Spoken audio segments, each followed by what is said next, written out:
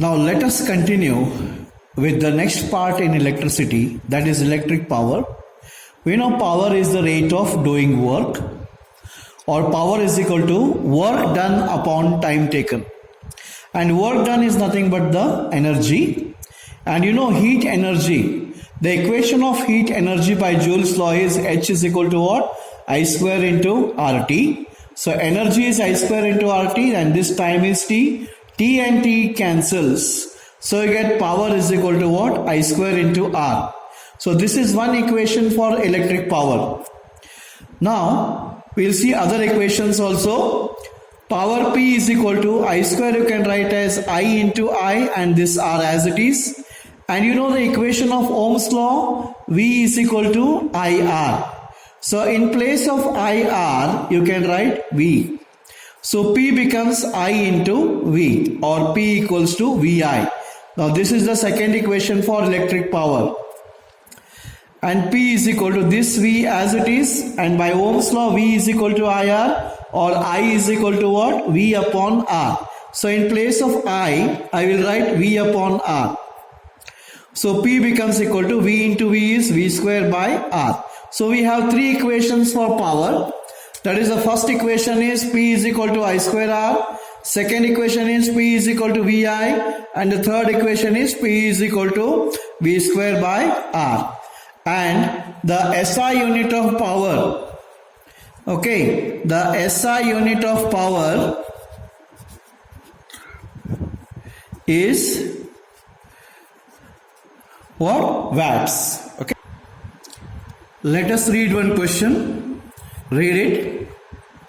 An electric iron consumes 840 watts of power when heating is at the maximum and 360 watts when heating is at the minimum.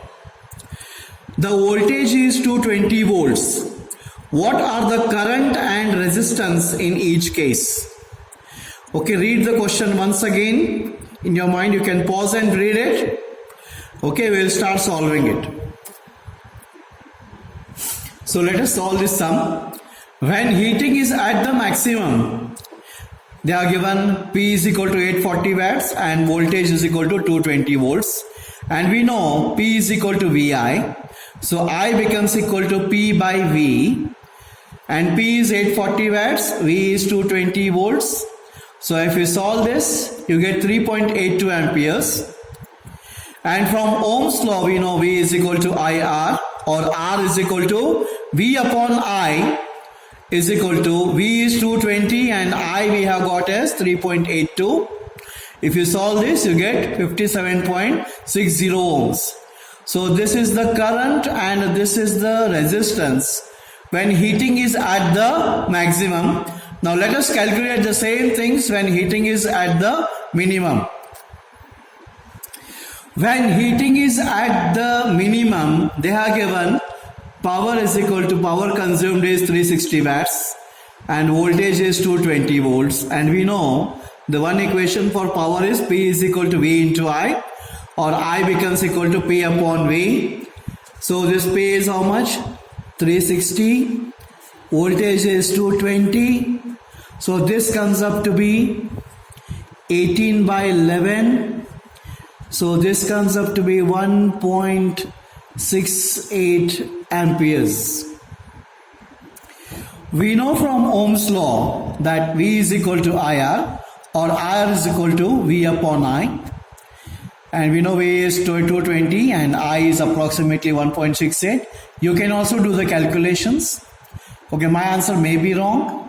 You find out. Okay, so 220 upon the current, and this comes out to be 134.15 ohms. So the problem is solved. You can pause and you can replay the video and see it once again. Now let us see one more solved example. 100 joules of heat is produced each second in a 4 ohm resistance. Find the potential difference across the resistor. Okay, I'll read the question once again. 100 joules of heat is produced each second in a 4 ohm resistance. Find the potential difference across the resistor. So heat produced is H is 100 joules each second. So per second it is. Time is 1 second. Resistance is 4 ohms. And we know from Joule's law of heating or heating effect of current, H is equal to I square RT, or I square is equal to H upon RT. Let us solve further. And heat produced is how much? 100. R is 4. Time is 1.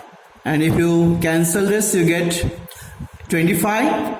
So I square is equal to 25. So I is equal to what? Root of 25. That becomes equal to 5 amperes. So current becomes equal to 5 amperes. And we have to now calculate the potential difference across the resistor. From Ohm's law we know V is equal to what? I into R. So current I is 5, resistance is 4. So 5 4s I is what? 20. So the potential difference across the resistor is how much? Now another question. Why does the cord of an electric heater not glow while the heating element does? Okay, heating element I have considered here an electric iron. Now see, in this electric iron, it has a higher resistivity or higher resistance. So it gets heated and it glows. Whereas the cord or the copper wire which is connected, it has low resistivity. It allows current to flow through easily. So it does not get heated, it does not glow. This is the answer. I will just write down that answer. So I have written the answer. It is the heating element has high resistivity. So it gets heated and glows. Whereas the cord has low resistivity and does not glow. Okay, let us stop the lesson here. We'll continue tomorrow. That is in the next lecture, next video. Okay, till then you all take down all these notes in your fair book. Practice them again and again. Learn and write them without looking. Okay, and please subscribe and like my videos. Thank you.